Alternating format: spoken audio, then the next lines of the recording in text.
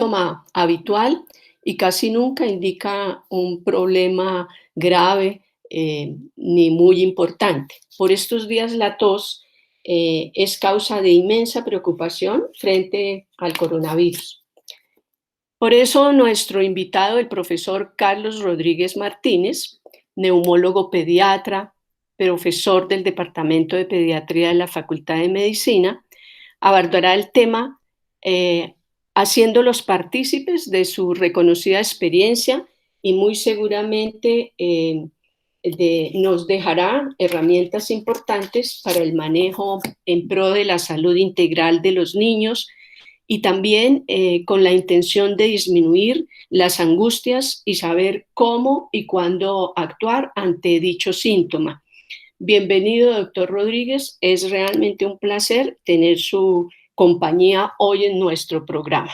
Voy a pedir a los asistentes que mantengan sus micrófonos cerrados y que en el chat vayan dejándonos las preguntas que al final de la conferencia yo transmitiré de manera verbal a nuestro conferencista. Bienvenidos.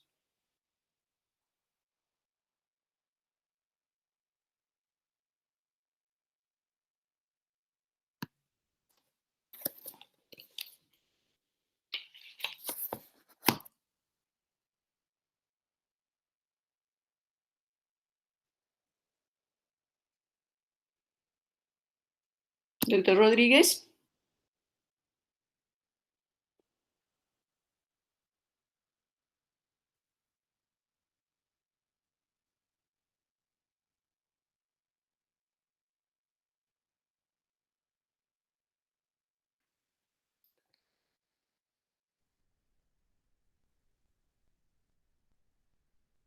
Es posible que tengamos algún problema técnico. El doctor Rodríguez está en un lugar que el internet a veces molesta, pero entre tanto, pues aprovechamos para ver que nuestra audiencia aumenta y nos vamos dando unos minutos en espera que las dificultades técnicas se solucionen.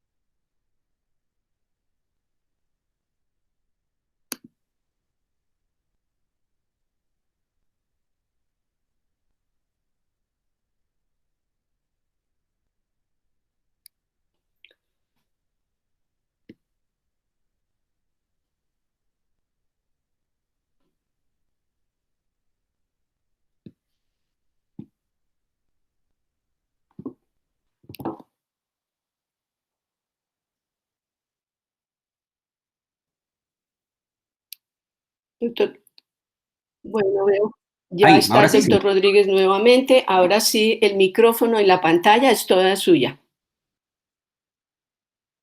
Bueno,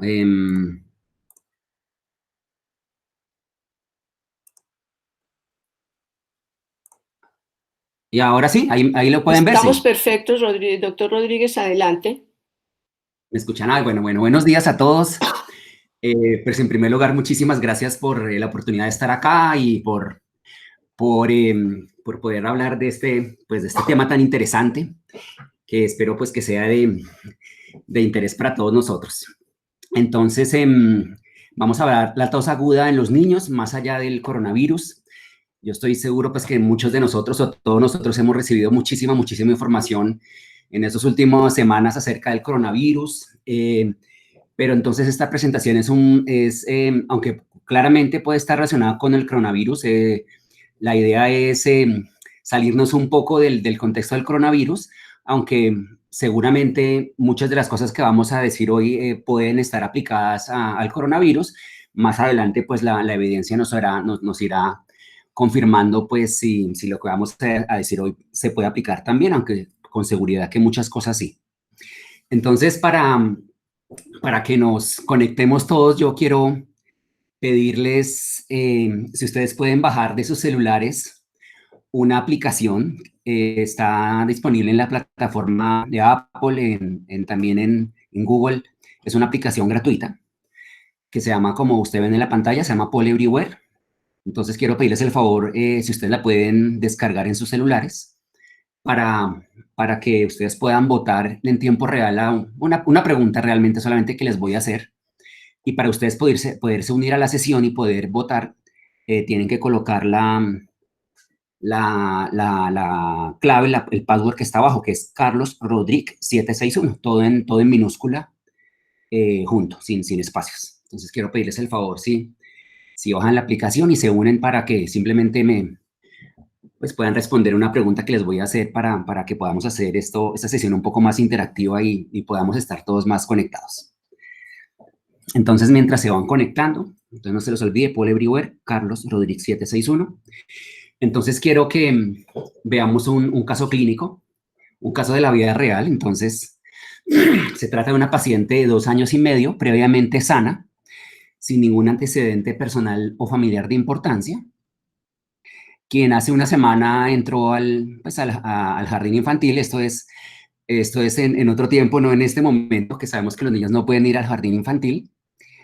Y pues la mamá refiere que hace 3 días, textualmente dice, le prendieron una gripa en el jardín.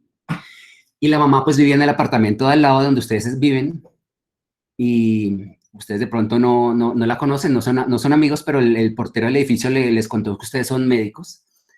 Y entonces la mamá le timbra un día a medianoche y está pues completamente desesperada porque el niño lleva, o la niña lleva ya 3 horas tosiendo y no logra que le pare la tos con nada.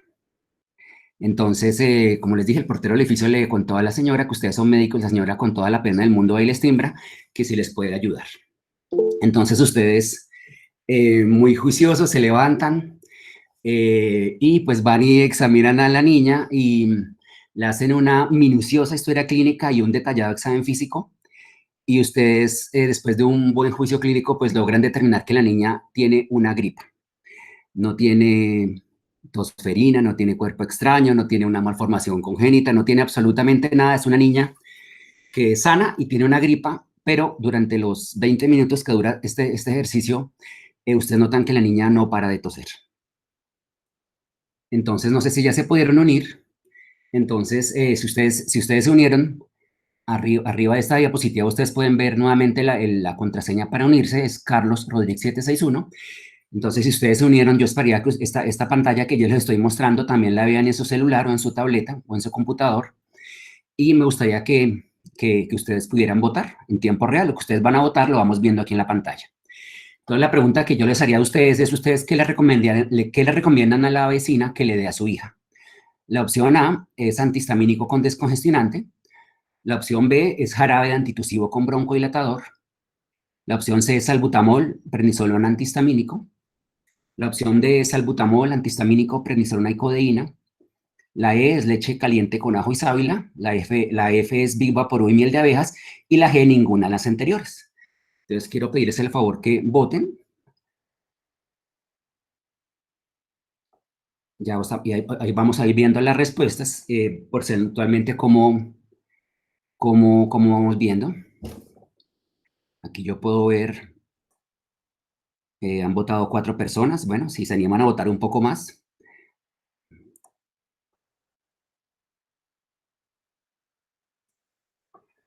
Bueno, hasta ahora vamos mitad y mitad. Bueno, 60%, la gran mayoría dice que no le da ninguna de las anteriores. Un porcentaje del 40% dice antihistamínico con descongestionante. Bueno, muy bien. ¿Alguien más? Si alguien más se anima a votar, miremos cuántos votos van.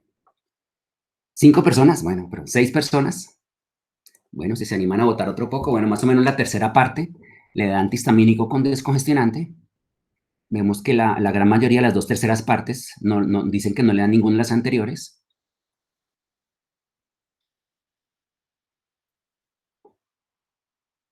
Bueno, más o menos estamos por esa tendencia. No sé si alguien quiera. Bueno, tenemos 7 votos. Bueno, pero yo creo que más o menos esa es la tendencia.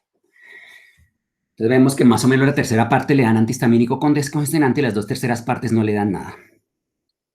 Bueno, o sea que más o menos siendo las 2:30 de la madrugada, usted le diciendo a la señora, señora, no le dé nada a su hijo. Bueno, no sé.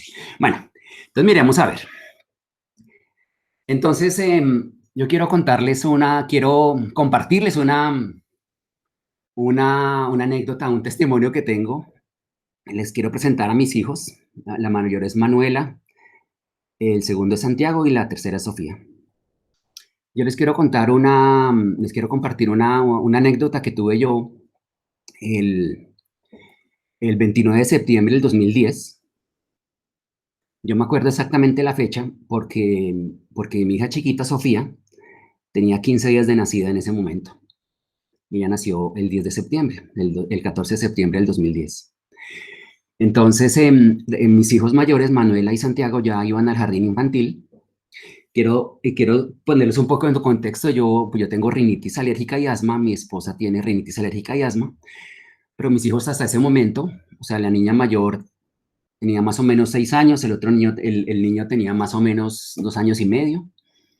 Hasta ese momento ellos habían tenido dermatitis atópica, de pronto un poco de síntomas de rinitis alérgica, pero no he tenido ningún síntoma de asma hasta ese momento. Entonces los dos iban al jardín, al jardín infantil, y llegaron un viernes en la tarde. Después de salir del jardín, llegaron los dos con síntomas gripales. Como les digo, la chiquita tenía 15 días de nacida, entonces, pues, lógicamente, cuando yo vi que estaban, pues, agripaditos, lo primero que hice fue, pues, protegerla a ella y lógicamente evitamos cualquier contacto con los hermanos. Entonces, cuando ellos llegaron del jardín el viernes en la tarde, yo vi que estaban agripaditos y bueno, pues realmente no le presté atención. Parecía una gripa muy normal. Pero entonces me empezó a llamar la atención que hacia la noche, hacia allá la tarde, en la noche, empezaron a toser bastante, estaban tosiendo bastante, bastante. Y era una tos pues que era bastante persistente. Entonces yo en ese momento estaba en la casa, yo no tenía fonendoscopio, pero tenía algunas muestras médicas de salbutamol y empecé a aplicarles pues salbutamol, pues porque siempre la tos era frecuente y pues teníamos esos antecedentes de atopia personal y familiar. Y bueno, a pesar de que les apliqué salbutamol, la tos fue muy frecuente, realmente pasaron muy mala noche. Y del viernes para el sábado, pues tosieron bastante. Yo los alcanzaba a escuchar desde mi habitación y tosían y tosían y era una tos bastante, bastante, bastante frecuente. Cuando se levantaron el sábado en la mañana, realmente la tos se intensificó muchísimo más, era una tos muchísimo más frecuente y muchísimo más severa. Empezaban a toser, una tos que literalmente no les paraba y tosían y tosían y tosían. Y entonces yo ya dije, bueno, pero ya algo está pasando acá. Entonces empecé a aplicarles el inhalador de salbutamol más seguido y cuando vi que no respondían, entonces les empecé a los dos un ciclo corto de prednisolona. Y realmente no tosían y en la mañana del sábado la tos fue muy frecuente y muy frecuente, extremadamente frecuente. Y la tos empezó a ser emetizante. Y entonces ellos empezaban a toser y terminaban en un exceso de tos que vomitaban y el almuerzo, pues lo vomitaron completamente el almuerzo. El sábado en la tarde fue completamente durísimo, tosían todo el tiempo. Para mí fue muy complicado verlos tirados en el piso, tosiendo, tocándose la barriga, porque ya empezaban a tener dolor abdominal de la barriga y tosían de una manera impresionante. Eh, eh, y tosían y tosían y tosían, y entonces yo dije, bueno, ya, pero entonces empecé más seguido el salbutamol, ya les había dado la prednisolona, entonces yo dije, bueno, entonces de pronto hay un reflujo secundario a la tos por el aumento de la presión intraabdominal, entonces empecé a dar algo de antiácido también, y entonces después ya empecé con algunas nebulizaciones y tosían de una manera que no paraban y no paraban y tosían, pero era impresionante verlos, como les digo, tirados en el piso, cogiéndose la barriga y vomitando todo lo que medio intentaban comer y no les paraba la tos. El sábado en la noche siguió el mismo cuadro, fue impresionante. Y entonces el sábado en la noche pasó lo que yo temí que tenía que pasar. La niña grande, que ya era un poco más consciente en medio de esos accesos de tos tan severos, llegó en una de esas como que se paró y me dijo, papá, tú no es que eres doctor de niños, ¿tú por qué no nos quitas esta tos? Y eso que no sabía pues que era neumólogo. Y tosía y no, yo no sabía qué, bueno, yo entonces empecé allá a buscar todo y bueno, yo confieso que hasta codeína les di, bueno, eso fue una cosa impresionante, el sábado para el domingo fue una cosa impresionante, toda la noche tosiendo, no pararon de toser, el domingo también intenté todo lo que se me ocurrió, les di todos los medicamentos que encontré, les seguí con el beta 2, otra vez corticoide, antiácido, volví a darles codeína y no, realmente no paró la tos, no paró la tos, el domingo fue una cosa absolutamente crítica, dramática, y el domingo a las 9 de la noche, yo ya realmente no supe qué hacer y, y entonces le dije a mi esposa, ¿por qué no llamas a tu abuelita y le preguntas qué podemos hacer? Entonces la abuelita le dijo nos dijo que le diéramos leche caliente con ajo. Yo salí corriendo a Carulla a comprar el ajo porque no teníamos, bueno, el caso es que les dimos eso y yo no sé si fue la leche, el ajo o todo lo que le había dado el fin de semana, pero el lunes amanecieron ya mucho mejor.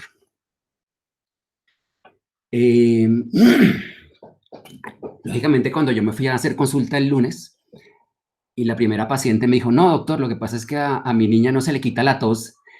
Yo dije, no me moleste, yo no quiero saber nada. O sea, estaba completamente desmoralizado, desmotivado. O sea, yo no podía creer que me hubiera pasado eso el fin de semana.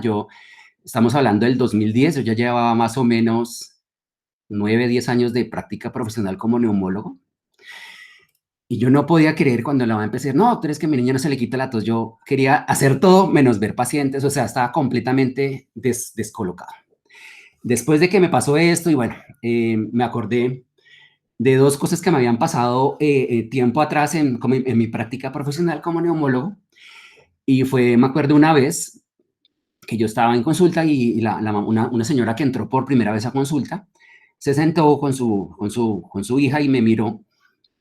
Y la primera pregunta que me hizo, como era una paciente de primera vez, la primera vez que la veía, la primera pregunta que me hizo es, doctor, ¿usted tiene hijos? Yo en ese momento, eso fue mucho antes, yo no tenía hijos en ese momento. Y yo le dije, pues no, yo no tengo hijos. ¿Por qué? Entonces yo no sé si fue que me vio muy joven, bueno, no sé exactamente. Y me dijo, no, doctor, es que yo no le creo a los pediatras sin hijos. Entonces yo, bueno, pues déjame hacer mi mejor intento, pero yo la verdad pues no tengo hijos. Entonces yo, después de que me pasó este episodio con mis hijos, yo me acordaba como de esa pregunta que me hizo la mamá, que me pareció un poquito agresiva en ese momento, pero en ese momento creo que empecé a entenderla un poco más.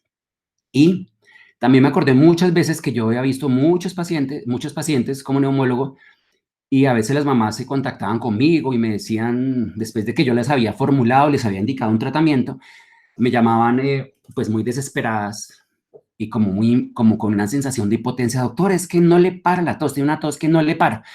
Y pues uno que ya había hecho su ejercicio clínico y yo les había formulado, pues para uno de pronto era un poco molesto que de alguna manera la mamá llamara a decirle pues que lo que uno le había hecho no le había funcionado.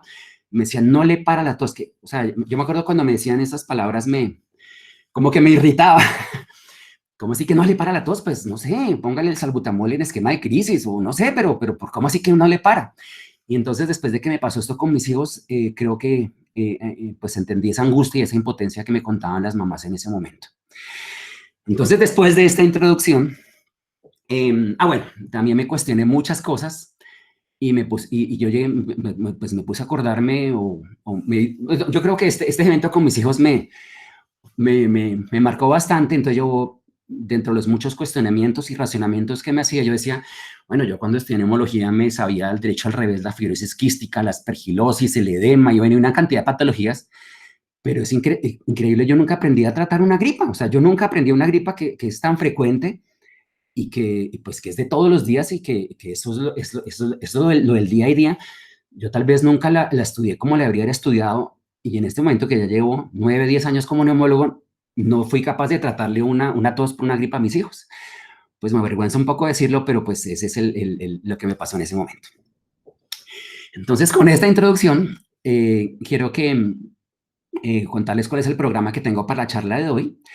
Quiero que veamos algo acerca de los mecanismos fisiopatológicos de la tos, segundo, el tratamiento de la tos asociada a infecciones virales del tracto respiratorio superior, y veamos posteriormente algunas conclusiones. Entonces, veamos en primer lugar los mecanismos fisiopatológicos de la tos. Entonces, Hay algunos artículos no tan recientes que nos hablan una manera muy clara, los mecanismos de la tos. Es importante que sepamos que la tos tiene unos receptores, unas vías aferentes, viajan por vía nerviosa al centro de la tos, que está en el núcleo del tracto solitario, y tenemos también por vía nerviosa unas vías eferentes en unos órganos efectores, que principalmente son los músculos expiratorios, tenemos el diafragma, y también tenemos a nivel de laringe, tráquea y bronquios.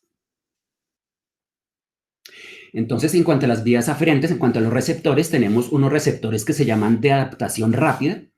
Estos receptores de adaptación rápida son los que se estimulan en el momento en que la tos es producida por estímulos mecánicos, por humo de cigarrillo, por amoníaco, por soluciones ácidas y alcalinas, solución salina e hipohipertónica, y también los receptores de adaptación rápida son los que tienen que ver cuando las atelectasias y el broncoespasmo producen tos. Todos esos son los estímulos de tos de los receptores de adaptación rápida. Los receptores de adaptación lenta, entonces, tiene que ver con fuerzas mecánicas durante la respiración. Tenemos unas que se llaman las fibras C, que son generalmente estimuladas por estímulos mecánicos y mediadores inmunológicos como la histamina, las prostaglandinas, la sustancia P, la capsaicina y el pH ácido. Esa es la vía aferente. Aquí vemos donde tenemos receptores, vemos que ahí están, vemos en rojo los receptores, vemos el centro de la tos y vemos que las vías nerviosas comprometidas en todo el mecanismo de la tos son el nervio glosofaringeo, el nervio frénico, el trigémino, el vago, y vemos que también hay un aporte cortical. Entonces, ¿dónde tenemos receptores de la tos? Tenemos en nariz y senos paranasales. Esos viajan por el trigémino al centro de la tos. Tenemos receptores de la tos en la faringe posterior, que viajan por el glosofaringeo hasta el centro de la tos. Tenemos receptores de la tos en pericardio y en diafragma, que van por el nervio frénico. Y por el vago van otros receptores de la tos que tenemos en el canal auditivo, en la tráquea, en los bronquios, esófago, estómago y pleura. Aquí quiero resaltar un poco, no se les olvide que hay receptores de tos en el canal auditivo. Un tapón de cerumen puede producir tos. Vemos que el centro de la tos, como les digo, está en la médula, y tenemos las vías aferentes, van por el motor espinal, por el frénico y por el vago, y pues son especialmente a nivel de músculos expiratorios, diafragma, laringe, tráquea y bronquios, como ya lo mencionamos. Bueno, ¿cuáles son las fases de la tos? Entonces, la tos es una serie de eventos que ocurren de forma pues, completamente reproducible y predecible. Entonces, en primer lugar, hay una inspiración profunda, hay una expiración forzada breve, con la glotis cerrada, luego hay una aspiración por la boca, hay una apertura glótica y un cierre nasofaringeo, que produce el sonido característico de la tos. Los mecanismos sensoriales de la tos, como lo mencionamos, hay unos receptores de adaptación rápida, que son especialmente mecanosensitivos, unos receptores de adaptación lenta, que tienen que ver con el control del patrón respiratorio, y las fibras C, que son las que tienen que ver con la famosa inflamación neurogénica.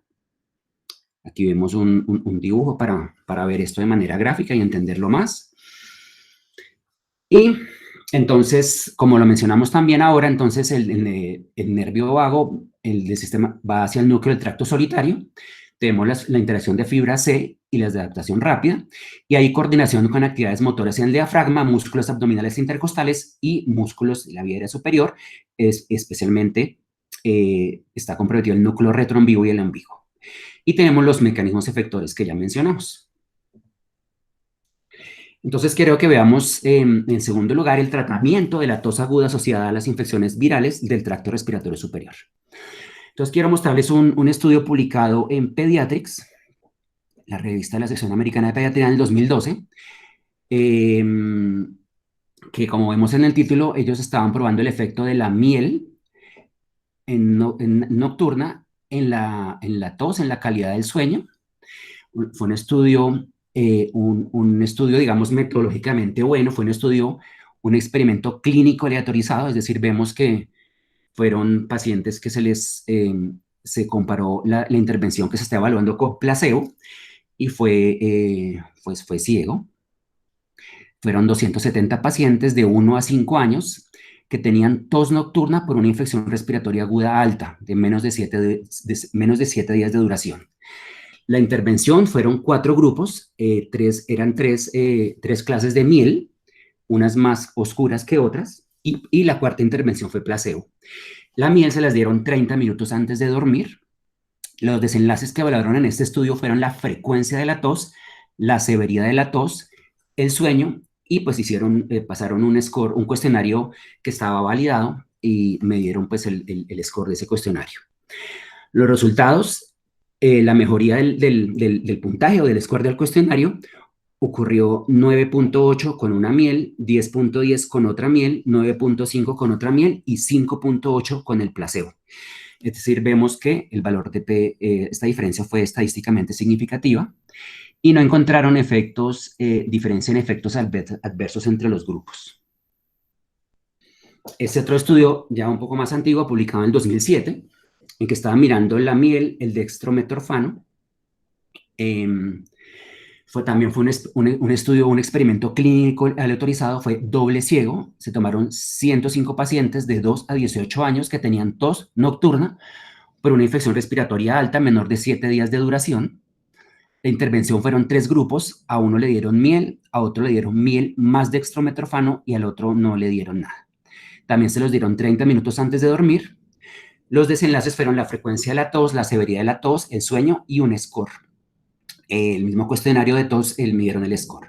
Entonces, la mejoría del score del cuestionario fue 10.7 para el grupo de miel, 8.39 para el grupo de miel más dextrometorfano y 6.4 para los que no les dieron ningún medicamento, les dieron placebo, con un valor de P, una diferencia significativa entre los grupos. No hubo diferencias estadísticamente significativas entre la miel y el dextrometorfano. El estudio pues no tenía el poder para hacerlo, pero no se demostraron diferencias. Bueno, para mi sorpresa, cuando yo empecé a estudiar este tema, después de este evento que le cuento con mis hijos, encontré una revisión sistemática y un metaanálisis de la colaboración Cochrane.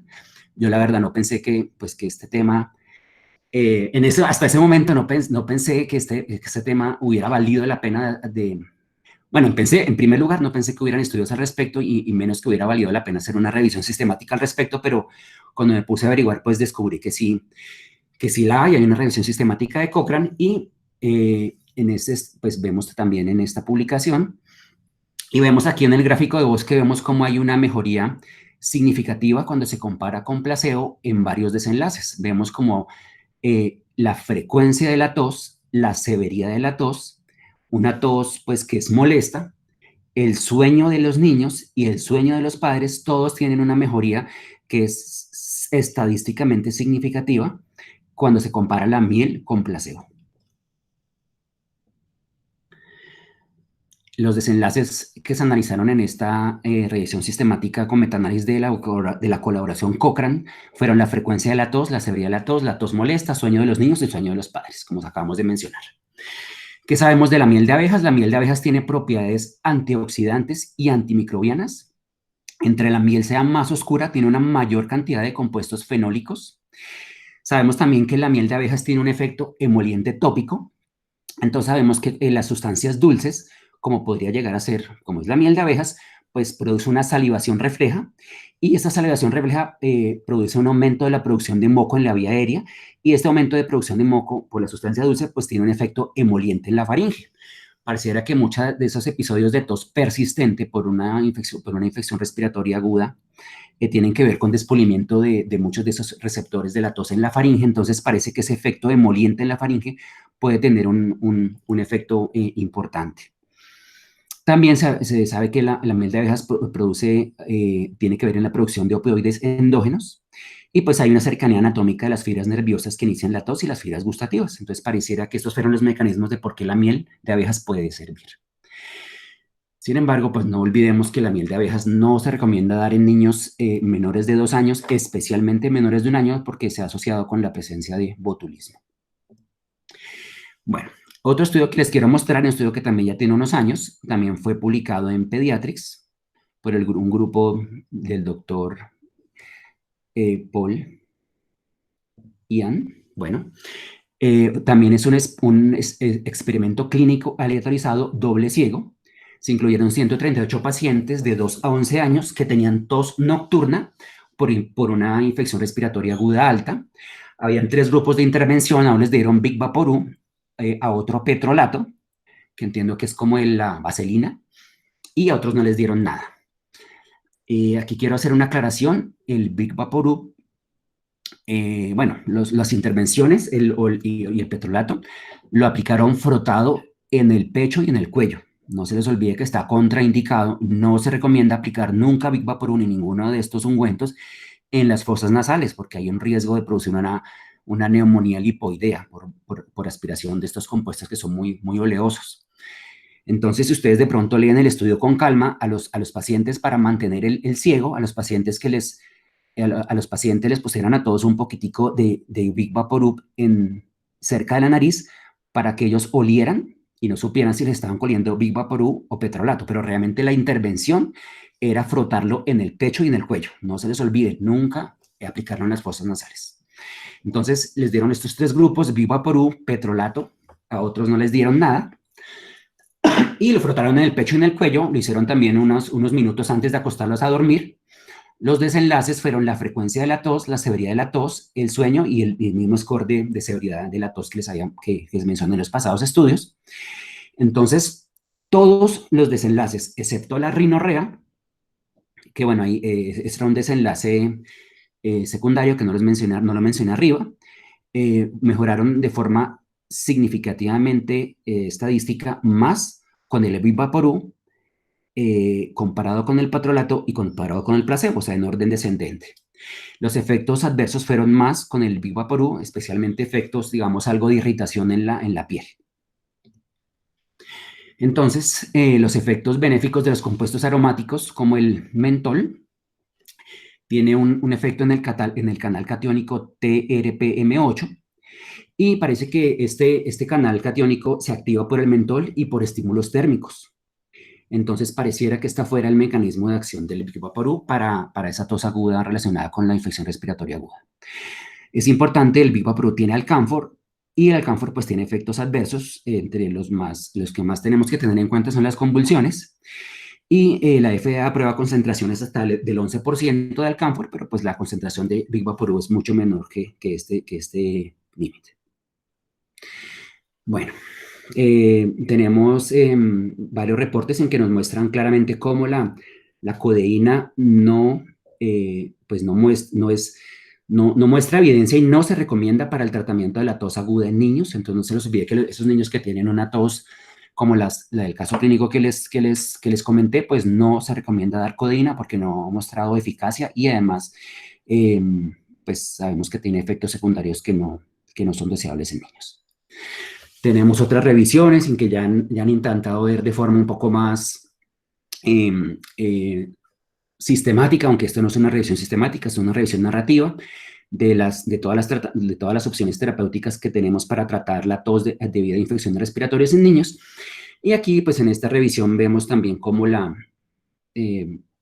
desaconsejan usar muchos de pronto de los remedios que de pronto las personas, algunos médicos usamos o pueden llegar a formular a los pacientes, y recomiendan que la miel y el Big Vaporub pues pueden ser antitusivos efectivos. En esta revisión también hablan pues de la prevención, el tratamiento de todo lo que, pues del resfriado común, y vemos cómo recomiendan la miel. Vemos que recomiendan una dosis de 2, es algo pues que pienso yo que no, en cuanto a la dosis no hay mucha evidencia que lo soporte, pero aquí recomiendan para niños de 2 a 5 años 2.5 mililitros, de 6 a 11 años 5 mililitros, y para niños más grandes 10 mililitros. Como les digo, eso se da generalmente unos 15 minutos antes de acostarlos a dormir. Y el Vaporub pues, recomiendan de 2 a 5 años 5 mililitros, y de 6 a 11 años 10 mililitros, como les digo, frotado en el pecho y en el cuello. Vemos también, hay unas revisiones que tratan de ver qué evidencia tenemos con los antitusivos, pero vemos que cuando nosotros vamos a valorar la eficacia de los antitusivos, pues hay varios problemas. muchas mediciones son subjetivas, de pronto utilizan una escala visual análoga, lo cual no, pues no puede ser lo más adecuado. De pronto, la forma de medir la tos, pues también puede llegar a ser motivo de discusión. Y ahí los problemas de los estudios de eficacia antitusivos es que las infecciones respiratorias pues tienen una rápida resolución espontánea y pues no podemos estar seguros que la resolución de la tos es por la intervención. Tenemos que tener en cuenta el efecto placebo. Y algo muy importante, muchos de los jarabes que se consiguen comercialmente para la tos, pues tienen un vehículo que es dulce para hacerlo más atractivo a los niños y no se les olvide que ese dulce pues puede tener un efecto emoliente en las vías aéreas y de pronto pues parte del efecto que ustedes pueden llegar a atribuir a muchos de los jarabes para la tos que no tienen evidencia de que sirvan, puede ser por el efecto emoliente del vehículo del jarabe como tal. Bueno, yo quiero, como les digo, a mí el evento que les conté con mis hijos me marcó mucho y bueno, yo quiero presentarles a la doctora Ann Chang. Para mí, la doctora Ann Chang ella trabaja en Australia.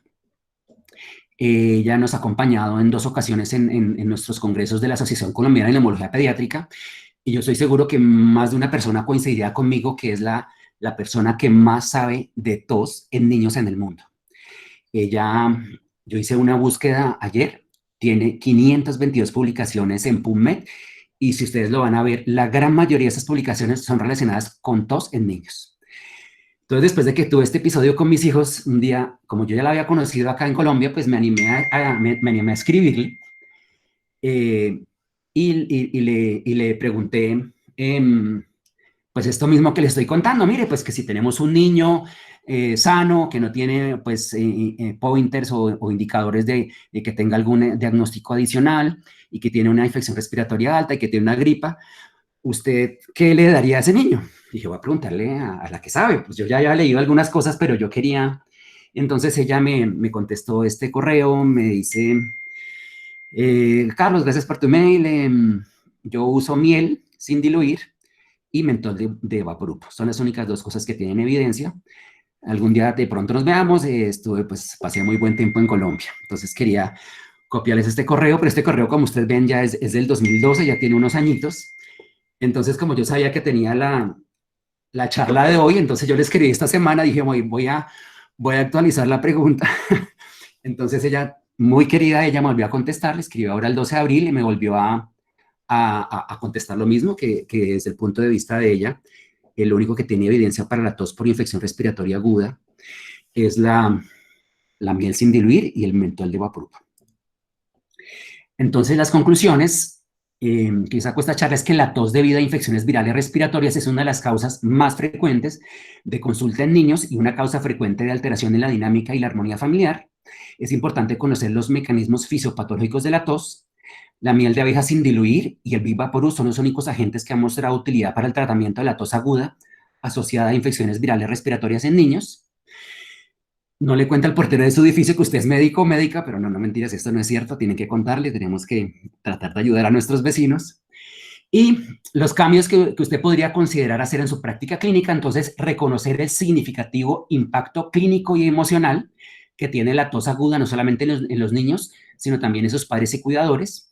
Segundo, realizar una historia clínica minuciosa, un examen físico detallado y estudios complementarios cuando estén indicados para identificar algún probable diagnóstico etiológico de la tos aguda. Y tercero, considerar usar miel de abeja sin diluir y Big Vaporub en niños mayores de 1 o 2 años con tos aguda asociada a infecciones virales respiratorias, especialmente los pacientes que tengan tos seca. Entonces, esa era la presentación. No sé si tengan alguna duda, alguna pregunta, algún comentario. Muchísimas gracias. Bueno, yo quisiera invitar a los asistentes a formular sus preguntas por el chat, por favor. Entre tanto, quisiera ir adelantando algunas cosas con el doctor Rodríguez en relación, por ejemplo, si la miel puede utilizarse de alguna manera como un profiláctico. Cuando el niño empieza con el moco o se sabe de la noción de contagio en el jardín, pudiera resultar benéfico iniciar la miel antes de tener los primeros accesos de tos.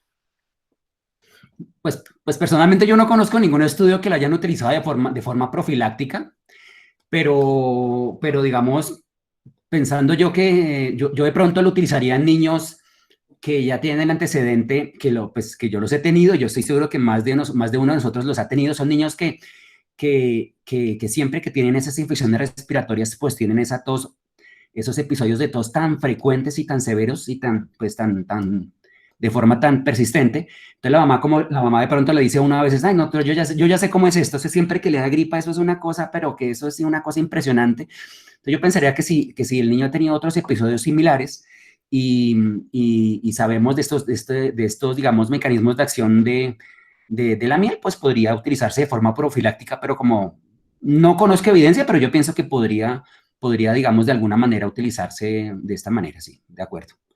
Sí, vamos a ver, para recordar lo del chat. María Mercedes Lagos pregunta, ¿la dosis del Vivaporub tópica cuál es? Yo le agregaría cuánto tiempo debe uno o puede utilizar tanto la miel como el Vivaporub. Bueno, pues aquí en este estudio que les mostré, aquí nos hablan de 5 o 10 mililitros. Bueno, realmente se aconseja no aplicar una capa muy gruesa, o tampoco es pues llenarlos, embadurnarlos de Vaporub. Realmente no pienso pues que haya que medirlo de una forma tan.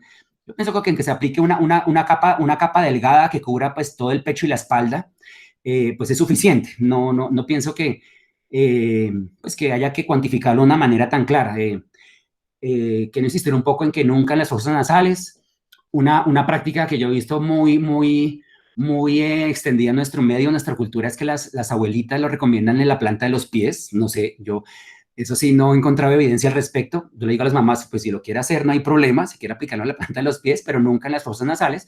Pero los estudios que conozco lo han mostrado es frotado en el pecho y en el cuello, recomiendan una capa delgada porque los efectos secundarios más frecuentes fueron irritación de la piel en el sitio de la aplicación.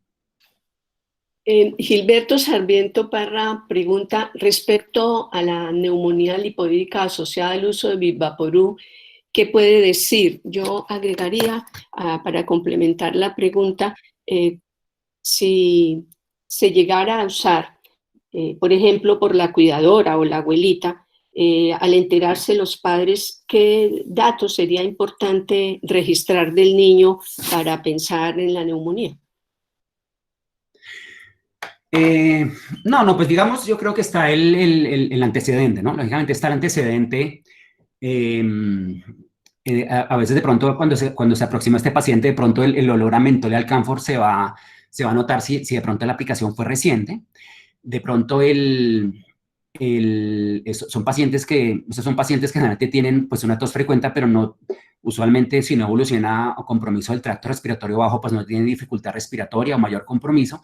Pero si es un paciente pues, que ya tiene signos de dificultad respiratoria y se toma una radiografía en la cual se puede llegar a ver algún compromiso, especialmente en las zonas declives del pulmón, pues uno podría llegar a sospecharlo que haya ocurrido. Entonces, yo pienso pues que es una complicación que pues, puede llegar a ser potencialmente grave, que hay que tener siempre en mente, que tenemos que estar permanentemente educando a los padres y a los cuidadores, especialmente si vamos a recomendar esta intervención. Es muy importante que los eduquemos y les demos muy buenas indicaciones, pero no, yo pensaría que simplemente es importante tener una alta sospecha, una alta sospecha de los pacientes que lo pueden llegar a tener, y pues no se les olvide que parte de esto es importante, hagamos un muy buen interrogatorio y una muy buena historia clínica para llegar a poder por lo menos sospechar. Bueno, tenemos una pregunta interesante de Carlos Dubán Castro Rodríguez, porque en realidad usted dejó muy claro que la utilización de la miel o el Vivaporub sea para mayores de 2 años. Y él pregunta, ¿qué hacemos entonces con los menores? Sí, es una pregunta interesante y que ya también me he hecho. No, pues yo pensaría que como sabemos de pronto que parte por ejemplo, del efecto de la miel de abejas es el efecto emoliente que tiene el dulce sobre la vía aérea, por ejemplo, algo que pienso que podría llegar a servir, pero que también, digamos, sin mucha evidencia, y que también a veces uno ha visto que hay alguna mejoría, a veces es darles algo dulce, por ejemplo, algo de chupar, una colombina, algo que tenga ese efecto emoliente en las vías superiores, a veces puede llegar digamos, podría en teoría llegar también a disminuir la frecuencia y la severidad de la tos. No siendo que a un niño menor de un año le vamos a dar una colombina, pero si tenemos algo dulce, una compota, bueno, algo dulce que tenga ese efecto emoliente a nivel faríngeo, uno podría pensar haciendo, digamos, digamos, el traslado de esa evidencia indirecta que podría tener algún beneficio, pero pues, digamos, no conozco algún estudio que lo haya demostrado de esta forma, pero yo pensaría que sería simplemente tratar de darle algo dulce. Por estos días del COVID hemos oído pues muchas alternativas de tratamientos dentro de la comunidad. Y hay una pregunta que me parece interesante de Nicolás David Rojas Gómez. Medidas como vaporizaciones de eucalipto, agua de panela con jengibre y otros remedios caseros, ¿tienen alguna evidencia? ¿Se contraindicarían o estamos autorizados a recomendarlos? Bueno, digamos todo este campo, toda esta área de los remedios caseros, pienso yo que nosotros los pediatras estamos pues o todos de pronto hemos recibido alguna duda, algún comentario al respecto de parte de los papás. Yo pienso que forma parte de nuestra cultura y en cada cultura pues va a haber medios caseros diferentes. Eh, es más frecuente tal vez usarlos en el contexto del asma, es muy frecuente ver una gran cantidad de remedios caseros que se utilizan para el asma, aunque también para las infecciones respiratorias agudas. Yo personalmente, mi postura personal es que uno debe ser muy respetuoso de como esas prácticas que tienen las familias, a veces son, no sé, consejos que les ha dado la abuela o prácticas que hay en la familia. Yo pienso que uno tiene que ser, digamos, muy respetuoso, nunca burlarse ni regañarlos por este tipo de cosas, a menos que uno detecte que realmente es una práctica pues, que atenta directamente la salud, la integridad del niño, pero si es algo que digamos que nosotros vemos que no es algo, eh, pues algo que no es dañino o patológico que lo puede afectar, pues yo pienso que pues podemos decirle, bueno, pues si le quiere seguir haciendo esto, pero démosle también esto. Bueno, no sé, yo pienso que tenemos que ser muy respetuosos con eso, a menos que, repito, insisto, que veamos que no vaya y le quieren dar sangre cruda de chigüiro, bueno, cosas que de pronto puedan ser de pronto sí dañinas, pero yo pienso que muchas de esas prácticas no tienen evidencia, pero por la falta de evidencia no pienso que nosotros tengamos necesariamente que desaconsejarlas, sobre todo pues si están muy arraigadas en la familia o en la cultura. Entonces yo pienso tenemos que hacer una aproximación muy respetuosa y bueno, no sé si tal vez sea simplemente falta de evidencia, pero de aquí a un tiempo alguien haga algún estudio y se demuestre que sí tiene alguna eficacia, ¿no? Pero entonces yo pienso que específicamente las intervenciones que mencionó ahora Carlos se llama. Pienso que no, yo no conozco personalmente evidencias de que funcionen, pero como les digo, la falta de evidencia no quiere decir necesariamente que las tengamos que desaconsejar. Sí, Marta Lucía Cardona pregunta, cuando el niño tiene dermatitis atópica, ¿se puede utilizar el Vivaporub? Pues no, digamos, yo pensaría, no conozco, digamos, algún estudio pues, que lo aconseje o lo desaconseje específicamente en el contexto de un paciente con dermatitis atópica. Pensaría yo que se podría utilizar con precaución y vigilando de forma muy cercana, pues sí, qué efecto tiene. Si vemos que pues, realmente la empeora o hay un efecto deleterio, pues sería de pronto mejor no utilizarla. Pero digamos, no conozco un estudio en el cual haya mostrado pues eh, un efecto adverso especialmente relacionado con la dermatitis atópica. Sí. Mabel Garzón Romero hace una pregunta que me parece muy interesante porque es una creencia muy popular y es que cuando se ha aplicado el Vivaporub se puede bañar a la persona, dado que se dice que tendría algún inconveniente porque este es una sustancia generadora de calor.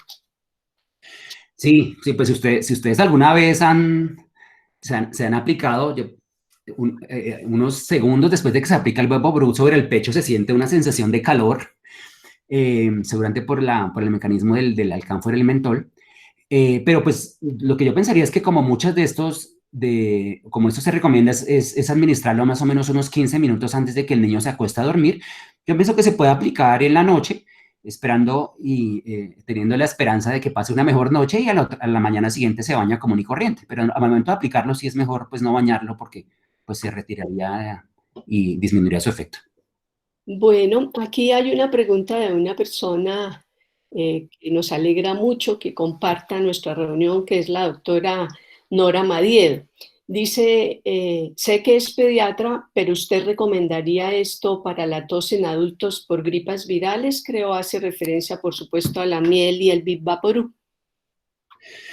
Sí, pues vemos que en varios de esos estudios se tomaron pacientes de 12 a 18, hasta los 18 años, que yo pienso que un niño ya entre más se acerca a los 18 años es más adulto que niño, entonces yo pensaría que no vería yo una razón de por qué le funcionaría a un niño y no a un adulto, entonces yo pensaría que sí, sí, podría considerarse esta opción también en adultos. Sí, no hace muchos años se decía en los espacios académicos, no existen antitusivos para niños, se era categórico.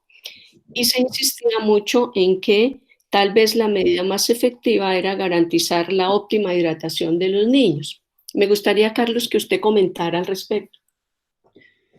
Sí, claro, lógicamente lo que estamos viendo acá pues es pues, pues buscar alguna intervención para la tos, pero claro, es muy importante una muy buena hidratación, porque los niños en el contexto de una tos aguda, generalmente por una infección respiratoria aguda, pues tienen generalmente disminución de la ingesta, toman menos líquidos, si de pronto, especialmente si tienen compromiso del tracto respiratorio inferior, pueden tener aumento de la frecuencia respiratoria, de pronto tienen fiebre y todo esto hace que ellos tiendan a deshidratarse y la deshidratación pues puede hacer que sea más difícil digamos, la remoción de las secreciones respiratorias. Entonces, parte del tratamiento, como digámoslo, medida no farmacológica de los pacientes con esos cuadros es una adecuada hidratación. Totalmente de acuerdo. Porque ellos tienen aumento de las pérdidas insensibles. Bueno, considero que de esta manera muy exitosa hemos llegado al final de la conferencia del día de hoy. No me equivoqué cuando en la introducción dije que tendríamos para disfrutar o aprovechar mejor la experiencia del doctor Rodríguez como neumólogo. Fue tan así que su inicio nos muestra un aspecto indispensable a tener en cuenta en el ejercicio de la medicina y muy particularmente de la pediatría, que es la humanización. Su relato conmueve mostrándonos cómo la angustia es un elemento que realmente ante los niños enfermos puede mostrar un panorama muy difícil y es el médico quien es responsable de, a través de una muy buena historia clínica y de tomar todos los elementos en cuenta, puede salir avante con la asesoría y el tratamiento del niño y eso fue lo que creo para todos nosotros hoy fue posible recibir de usted. Doctor Rodríguez, mil gracias por su apoyo a estos empeños de la universidad. Voy a hacer ahora un comercial porque como pediatras nos interesa mantener nuestro auditorio. El próximo viernes a las 5 de la tarde, la otra neumóloga pediatra de nuestro departamento de pediatría, la doctora Sonia Restrepo, casi que hará continuidad a nuestro tema hablando de sueño, de tal forma que la franja de pediatría del viernes, les recuerdo, será a las 5 de la tarde. Para hoy, nuestro encuentro de las 11 de la mañana, quiero recordarlo y de nuevo ratificar la invitación sobre herramientas psicosociales para el trabajo en casa. Creo que para todos será muy bienvenida. Está a cargo de Laura Bernal, una doctora en psicología, y de la terapista ocupacional Claudia Arias, egresada de nuestra universidad. Voy a rogar a todos ustedes que por favor cierren sus micrófonos para poder cerrar la sala. Muchísimas gracias por su asistencia y buena participación. De nuevo, Carlos, un abrazo. Bueno, doctora, muchísimas gracias por la invitación y por la asistencia de todos. Muchas gracias. Un abrazo.